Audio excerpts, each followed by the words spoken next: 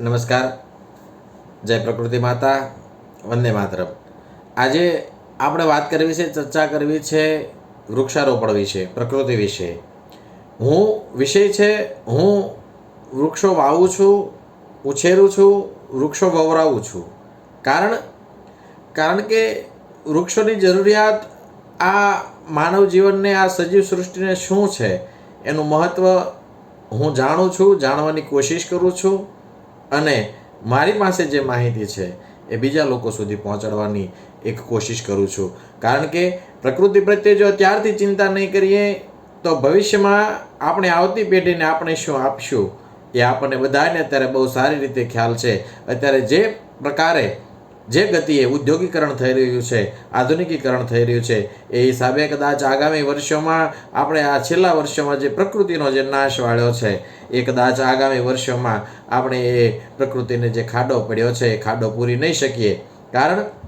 કારણ કે આપણે જે પ્રકૃતિનું જતન કરીએ છીએ, ઉછેર કરીએ છીએ, વૃક્ષોનો ઉછેર કરીએ છીએ, પ્રકૃતિનું કોઈ પણ રીતે સંરક્ષણ કરવાનો પ્રયાસ કરીએ છીએ, પ્રકૃતિ પ્રેમી લોકો જે કરે છે એની સામે પ્રકૃતિનો નાશ અનેક ગણો વધારે છે.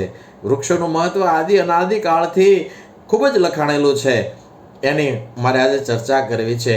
આજથી કદાચ 40-50 વર્ષ પહેલાં વયા જાઓ, પદ્મશ્રી કવિ દુલા ભાયા કાગ કહી ગયા કે જળ જાણીને ઝાડને મનથી મારીશ નહીં, કાગ કે કાપીશ નહીં, એમાં બેઠો આત્મા. કાગ બાપુ હમણાં 50 વર્ષ પહેલાંનું એનું લખાણ છે, એમનો સુંદર દોહો છે. આ મહત્વને હું જાણું છું અને લોકો સુધી પહોંચાડવાની કોશિશ કરું છું. એ મારે આજે આપ સમક્ષ રજૂ કરવી છે. જડ જાણીને એને કાપશો નહીં, એને મનથી મારીશ નહીં. કાગ બાપુ એમ કે એને મનથી મારશો નહીં. વૃક્ષમાં ચેતન છે.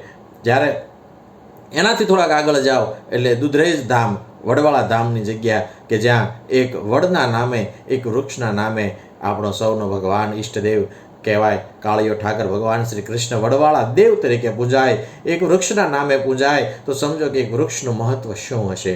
દુધરેજ ધામમાં આજ તમે જાઓ તો એક વડવાળા દેવ તરીકે કૃષ્ણ પરમાત્માની જો પૂજા થતી હોય, જો એક વડના નામે પૂજાઈ જાય તો એ વૃક્ષનું મહત્વ કેટલું હશે. એનાથી આગળ તમે જાઓ 1700 વર્ષ પહેલાં મત્સ્ય પુરાણ લખાણું. મત્સ્ય પુરાણમાં અનેક શ્લોકો છે.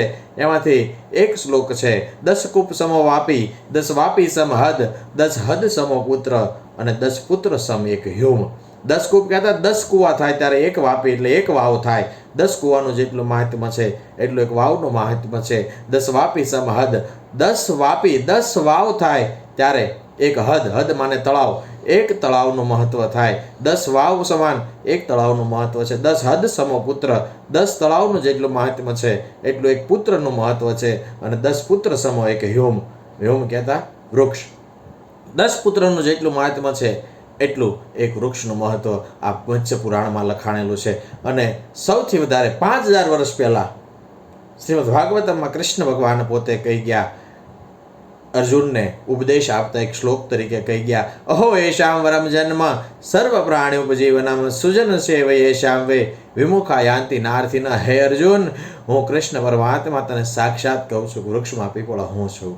વૃક્ષમાં મારો વાસ છે. અને અર્જુન હજી સુધી વૃક્ષ પાસેથી કોઈ ખાલી હાથે ગયું નથી. વૃક્ષ પાસે કોઈ પણ યાચના કરીને આવે એને છાંયડો આપે, ફળ આપે અને છેલ્લે જ્યારે વૃક્ષનું નિર્વાણ થાય ત્યારે લાકડું પણ આ સજીવોને, આ દુનિયાને, આ માનવને આપીને જતું હોય છે. એટલે વૃક્ષ પાસેથી હજી કોઈ ખાલી ગયું નથી. વૃક્ષનો આટલો મહિમા જો આટલી અંદર આપણા સનાતન હિન્દુ ધર્મની અંદર એટલી લેખે વર્ણવાયેલો હોય તો આપણે સૌએ પણ વૃક્ષોનું મહત્વ જાણી અને વૃક્ષોને વાવવા જોઈએ, વવરાવવા જોઈએ, ઉછેરવા જોઈએ અને આજીવન એનું જતન કરવું જોઈએ. જો આજે આપણે નહીં કરીએ તો આપણે આવતી પેઢીને આપણે આંધળું ભવિષ્ય દઈને જવાના છીએ. એટલે આવું ઘોર પાપ આપણાથી ન થાય. આપણે આવતી પેઢીનું પણ ભવિષ્ય ઉજળું, સ્વાસ્થ્યસભર આપણે પ્રદાન કરી શકીએ એવો એક નમ્ર પ્રયાસ અત્યારથી જો ચાલુ કરીશું તો વર્ષો પછી આપણે આવતી પેઢીનું જતન કરી શકીશું. નહીં તો આપણી આ પેઢી તો નિષ્ફળ જશે, પણ સાથે આપણે આવતી પેઢીના સ્વાસ્થ્ય ઉપર પણ બહુ મોટું જોખમ ઊભું થશે.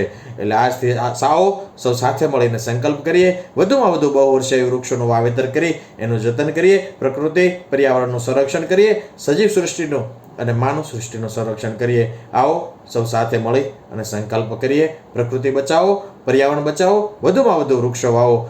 જય પ્રકૃતિ માતા, વંદે માતરમ, વંદે ગૌ માતરમ. ભારત માતા કી જય.